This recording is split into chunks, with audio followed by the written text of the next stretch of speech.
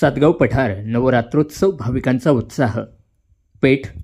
आंबेगाव तालुक्यातील सातगाव पठारावरील प्रत्येक गाव वस्त्यांमध्ये भाविक भक्तांच्या प्रचंड उपस्थितीसह नवरात्रोत्सव मोठ्या भक्तिभावाने साजरा करण्यात येत आहे. थुगाव माळीवाडीतील बालमित्र गण नवरात्रोत्सव, थुगाव येथील मुक्तादेवी नवरात्रोत्सव, कुरवंडे येथील चुंभादेवी नवरात्रोत्सवास भाविकांचा प्रचंड उत्साह दिसत असून शिवसेना जिल्हा समन्वयक, स्वाभिमानी मराठा महासंघ पश्चिम महाराष्ट्र संपर्क प्रमुख प्राध्यापिका सुरेखाताई आणि निघोट, स्वाभिमानी मराठा महासंघ जिल्हा प्रमुख प्राचार्य अनिल निघोट यांनी येथील महाआरती घेऊन भाविकांना नवरात्रोत्सवाच्या शुभेच्छा दिल्या. दिवसभर आपल्या शेतात कामाच्या ठिकाणी केलेले काबाडकष्ट विसरून भक्तिभावात तल्लीन करणारा देवीचा नवरात्रोत्सव म्हणजे सर्व समाजास सुखदुःख बाजूला ठेवून एकत्र आणून एकतेचा संदेश देतो. देवीने सर्वांनाच सुख समृद्धी व उदंड आयुष्य द्यावे असे आवाहन प्राध्यापिका सुरेखाताई निघोट यांनी करून सर्व मंडळांचे भव्य असा उत्सव आयोजित करून महाआरतीचा मान प्रत्येक वर्षी देत असल्याबद्दल मंडळांना धन्यवाद दिले.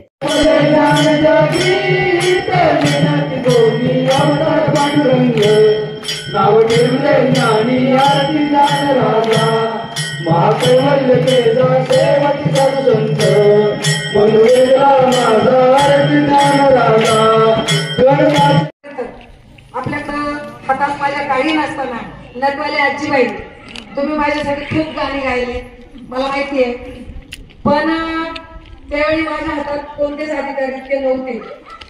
परंतु काही काळ असा होता की राजकीय पक्ष म्हणता मी पण जरा थोडासा लढा करून पाहिला की समाज आपल्याला किती साथ देतो एक सर्वसामान्य म्हणून. परंतु समाजाने पण तितकी पाहिजे तशी साथ दिली नाही, न देव, परंतु त्यातून आपण काहीतरी शिकत असतो.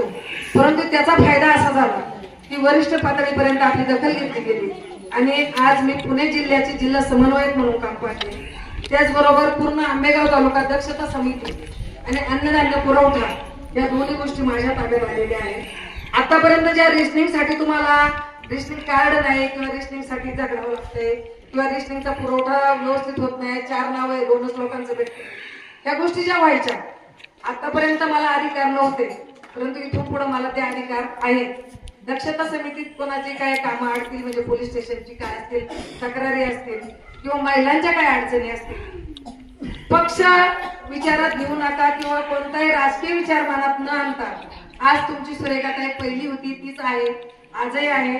कधीही मला आवाज द्या. आरोग्य सेवेसंदर्भात काय अडचणी असतील, दवाखान्याच्या काय अडचणी असतील, कधीही कॉल करा. तुमच्यासाठी मी सदैव असेल आणि मला वाटतं की देवी माता मला तसा आशीर्वाद पण देत असेल म्हणून मला तिथे एक ताकद मिळत असेल. ज्यावेळी तुम्ही माझ्याकडे पाहता कोणता एक पक्ष म्हणून पाहू नका, एक महिला आहे, तुमचीच एक भगिनी आहे, मुलगी आहे असं समजून तुम्ही सगळ्यांनी साथ द्या. शेवटी एकट्याने काही होत नाही, एकजुटीनेच सगळं होत असतं. तुम्ही कधीही सांगा, तुमच्या चांगल्याही कार्यक्रमात मी आहे आणि तुमच्या दुःखातही मी आहे, एवढंच मी सांगते. आणि तुमच्या सर्वांचं प्रेम असंच राहावं अशी अपेक्षा व्यक्त करते आणि थांबते. धन्यवाद ताई. यानंतर आजच्या आरतीचे आणि या ठिकाणी प्रत्येक वर्षी ज्या मला आठवणीत ठेवून तुम्ही मला मातेच्या आशीर्वादासाठी बोलवता त्यासाठी प्रथमतः मी आपल्या सगळ्या मंडळाच्या सभासदांचं आभार व्यक्त करते आणि प्रथम दिल्ली व्यक्त करते की मी तुम्हाला एक अर्धा तास पाऊण तास माझी वाट पाहू लागली, परंतु येत असताना तुमच्या स्थळावर 2-3 ठिकाणच्या ज्या मला दरवर्षी देवीच्या आरती असतात आणि प्रत्येकाला थोडा थोडा वेळ द्यावाच लागतो आणि या देवीच्या आशीर्वादाने मला तुमच्या सर्वांच्या पुण्याने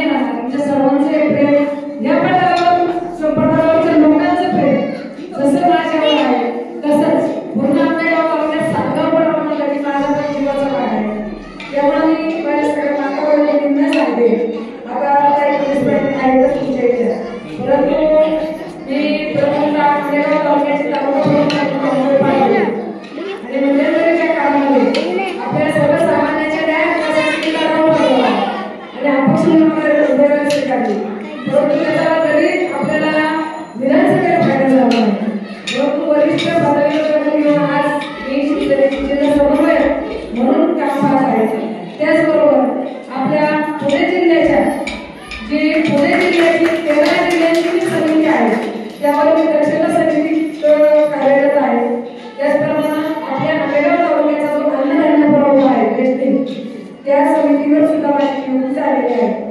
आणि हे मी माझे कौतुक सांगत नाही, परंतु तुम्हाला हे माहिती असावं की बाबा आपण कोणत्या प्रकारच्या तक्रारी डायरेक्ट घेऊन गेलो आपल्या तक्रारीचं निरसन होईल. आता आपण समाजामध्ये भरपूर अडचणी आहेत, परंतु त्या मांडायच्या कोणाकडे. तसंच आपल्या काही आरोग्यविषयक अडचणी असतील, सरकारी आपलं उपजिल्हा रुग्णालयात काही प्रॉब्लेम आहे, तरी सरकारी दवाखान्याच्या अडचणी असतील, पुन्हा आपली सरकारी कार्यालय व्हिडिओ तहसील इथं काही अडचणी आल्या असतील तर कधी आवाज द्या. माझ्या पद्धतीने जे मला सहकार्य करता येते मी नक्कीच करेन. त्याचप्रमाणे काही पोलीस स्टेशनचे मॅटर असतील किंवा बाबा इथं तुमची चूक नाही परंतु तुम्हाला त्रास होतो, मी कोणत्याही चुकीच्या माणसाची बाजू घेणार नाही. हे पहिलं माझी आपली मैत्री नसेल तर.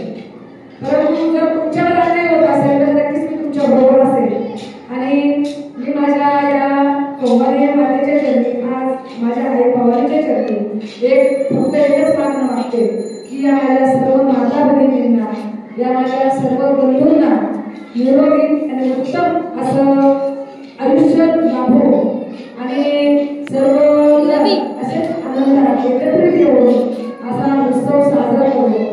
आणि प्रत्येक वेळी सामाजिक तुमचीच एक बहीण म्हणा किंवा एक मुलगी म्हणा, मैत्रीण म्हणा, या नात्याने हक्काने कधीही आवाज द्या.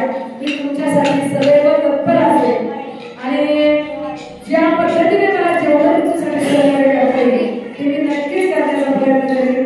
हाच मी शब्द तुम्हाला आपल्या मातेच्या समोर देते आणि थांबते. जय महाराष्ट्र.